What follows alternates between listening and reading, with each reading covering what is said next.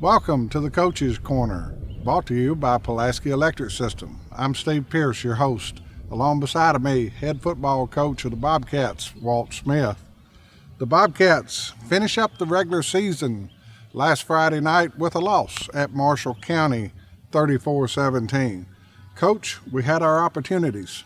Yeah, we moved the ball really well inside the 10 and got down, stalled a couple times, and then they converted on a couple of fourth downs and a couple of third downs that were in big situations, and got a couple long runs late to kind of stretch it out. But I definitely think we had our opportunities. We just got to take better care of the football and get a little better push down there on the goal line. Coach, let's stay on the offensive side of the ball for a while. Total yards, Marshall County put up about 350 yards for the game. The Bobcats somewhere around 320, 325. So offensively, yard-wise, it was a pretty close ball game. You take away a 91-yard run by the fine Marshall County back, Walker, there. The Bobcats actually had the edge in total yardage. Yeah, I thought that was that play right there, that sequence of plays right there was a big turning point in the game. We had the ball down at the 7-yard line trying to score and cut the lead to 4, and it stopped on fourth down. There's a miscommunication on a play call. We have a couple kids go the wrong way, read the wrong armbands wrong, and the next play, Walker takes it 91 yards. So instead of cutting the lead to 4, they stretch it out a little bit, and that was a big point in the game for us and them too. Coach, when you're in a big rivalry game like this, a district game, so much on the line, right off the bat, the Bobcat defense comes out. They put a stop to Marshall County, and 3 and out, and the Bobcats get the football, and then we turn it right back over. Yeah, again, Jordan had been hurt all week, hadn't got as many reps at practice like he normally does, and I think it was just a little bit of rust. But he knows he's got to hang on the football right there, and nobody drops it on purpose. But in big games, turnovers are usually what matters, and it usually makes a difference. And Friday night, we turned the ball over twice, and they stopped us twice on fourth down inside the 10-yard line, which is also like turnovers. And again, that's a big difference in the game. Coach, talk a little bit about your defense. The defense really stepped up. I think from what I could see on the defensive line, it might have been their best play all year. Yeah, I thought the defensive line by far played their best game of the year. I thought Langford had a bunch of big plays. Trey Turner had a bunch of really big plays, kind of had his way inside with them there, and several other guys kind of filled in there. I thought Dron Valentine played pretty decent for us. The linebacker core had their best game too. I thought Boone and Quantez, I think they ended up combining for about 35 tackles. So that's what we want your linebackers to do. Got to do a little bit better job tackling. I felt like there were a couple of plays, and it was the big plays that hurt us, that we would only got one guy to the line to the ball, and he was able to shake that one guy off and break some long ones. And we got to do a better job of getting more guys to the football there, because he's a good runner. He's a really good running back, a big strong kid, and we just got to keep hitting him, and getting more guys around him. Coach, the weather Friday night, it was really cold, but the rain cleared out. The biggest thing, I think, was the wind. It was a really cold ball game. Do you think that sort of hurt both teams offensively? I think it did, especially the first half for us. We took the wind, wanting to win the first quarter. After we deferred, they took the ball, so we took the wind the first quarter. Thought we might could throw the ball a little bit and use that wind to help us. And we actually only got to run 4 plays in the first quarter, so it really kind of worked against us there with the turnover there, and then creating a long drive. It kind of took our advantage of having the wind away in the first quarter, and then they got it the second quarter. So that was definitely an advantage to them, I thought. But I think it did affect both passing games, and just, it was unseasonably cold all of a sudden from being warm all week. I think was a big difference too. Coach, we've talked before, Griffin Birdsong, he's such a solid performance all season long. In the halftime there, we're backed up. It's fourth down. Instead of going for it, you call your kicker out, and he hits that 3 points to get some points on the board. Talk a little bit about Griffin Birdsong's performance. Again, I can't say enough about Griffin, especially his Player of the Week again. Obviously, he continues to perform when we put him out there. It doesn't seem like pressure ever bothers him. Big games, the wind, wind blowing crazy Friday night. He just stepped up right there and stuck it. And thought about it a couple other times while we're down inside the 10, but we just felt like points were at a premium. We needed to score touchdowns there, and Might should have let him kick a couple more, but wanted to try to stick it in there, and they did a good job stopping us.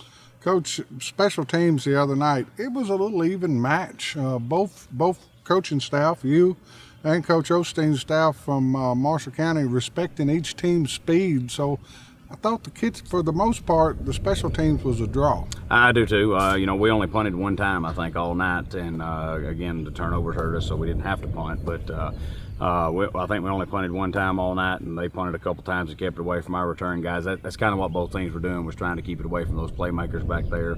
And both teams did a good job of that, and it just kind of made the special teams a wash. So the Bobcats fall in the last game of the regular season to Marshall County to finish with a 4-6 record. Coach, Friday night, everybody's sitting back. The Bobcats are sitting there looking at everybody else one-loss schedule to see if they're going to get in the playoffs. And the Bobcats do get in the playoff based on the strength of schedule. One thing that we've talked a little bit about, but the Bobcats have played the toughest schedule in 4A football this year.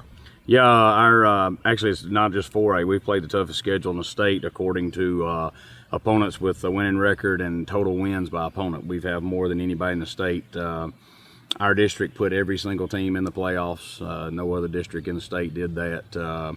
And I think we only had one team on our schedule, Lincoln County, who didn't make the playoffs. So it definitely, again, we say all along, if it doesn't kill you, it only make you stronger. And I feel like playing some tough teams hopefully has prepared us for hopefully a playoff run that we make right here. So it's a whole new season now. Everybody's basically 0-0 if you made it into the playoffs. The Bobcats this Friday night travel back to Marshall County. That's the way the draw from the TSSAA shook down for the Bobcats. Coach, rematch at Marshall County. What more could you ask for? A chance for redemption. I agree. Our kids were unbelievably excited Saturday when they seen the draw come out. To get a chance to go back over to your rival. Most seniors, especially, they only get to play that rivalry game one time, and our guys have got a chance to play it again and kind of redeem themselves. We don't feel like we played our best game Friday, and obviously Marshall County had something to do with that. They're a good football team, but our kids are looking forward to a chance to redeem themselves. So, Coach, as a coaching staff, you look at everything, you look at the film, you go back over, some fans would think you would have a tendency to change a lot, but do you?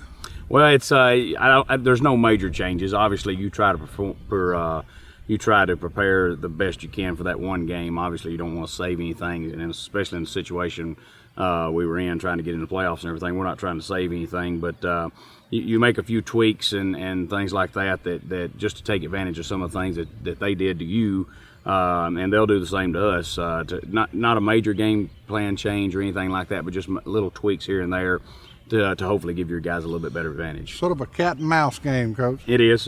Again, we talked in our meeting last night. We think they'll change this, but because they did this, they may think we changing this, and it's a cat and mouse game that both teams know each other so well too. Though it's hard to make a whole lot of changes because we're so familiar with each other that there were several signals picked up Friday night from both sides. I think just from staffs being knowing each other so well and things. So the minor tweaks I think could definitely make a difference this week, but it won't be anything major. So, Coach, what we need most is the 12th man. The big crowd from the Bobcat fans. We're going into their stadium. The 12th man this Friday night is going to be huge. It's a whole new season. There's 5 more games that could possibly be played. We went through all this last year. We really need that 12th man to make that short drive to Marshall County. Absolutely. Again, obviously the season win-loss record wasn't what we expected. It wasn't like what we wanted at all, for when we started out this year. But the goal that you've got to do is get in the playoffs, and we've got in the playoffs now, and now everybody's 0-0. Teams once they get in the playoffs, like you said, it's a 0-0 record, and it doesn't matter what has happened in the past. It's all about who shows up best on Friday night, and having that crowd there with us will definitely help us show up better. Well said, Coach. So it's this Friday night at 7 o'clock. It will be the first playoff game in the TSSAA 4A bracket for the Bobcats. Everyone, make the short drive to Marshall County. Come out and support your Bobcats. The Band of Gold will be there. The cheerleaders will be there, and they need your support. So round 1, TSSAA playoffs at Marshall County, 7 o'clock. We'll see you there.